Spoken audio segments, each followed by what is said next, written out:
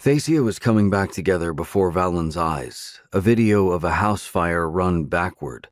Leaning against the railing that lined the roof of the Venator fortress, she stared in wonder. She'd been a Venator for 10 years, her entire adult life, and had never witnessed the demons penetrating the capital city, tearing at it like a predator worrying its prey. Civilians had streamed out of the city in a panic, some even heading through the gates to the colony worlds, something that hadn't happened in decades, during her grandparents' time.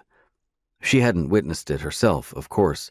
She'd been out in the wildlands, fighting the demons as they streamed through the gate, making a desperate last-ditch attempt to put a shield over the portal. Valon had been at peace with the probability of her own death, sure she'd perish along with her civilization in a forlorn hope. Improbably, the endless horde of monsters had ended. A break in the line, whether it had been permanent or only temporary, had given her and a team of engineers enough time to install a blocking shield to seal the Hive-Mind's minions on the other side. The end. So her father would have said if this had been one of the stories he'd read to her when she was a child, but this was no story, and a horrible certainty lingered in her gut that this wasn't the end either. "Primus, it's time." She nearly didn't turn, still unused to the new rank, but she recognized the voice.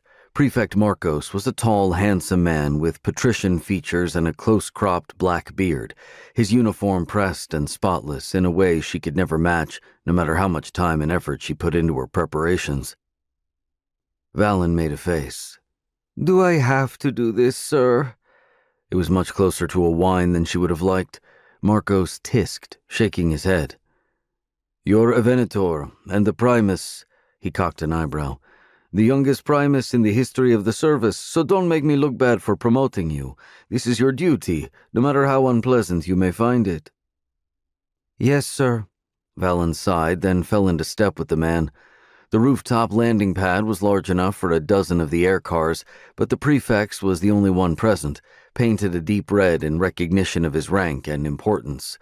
Another officer might have been pleased with the thought, thinking that somehow the power and authority would rub off on them just by being seen near the man. Valon knew better.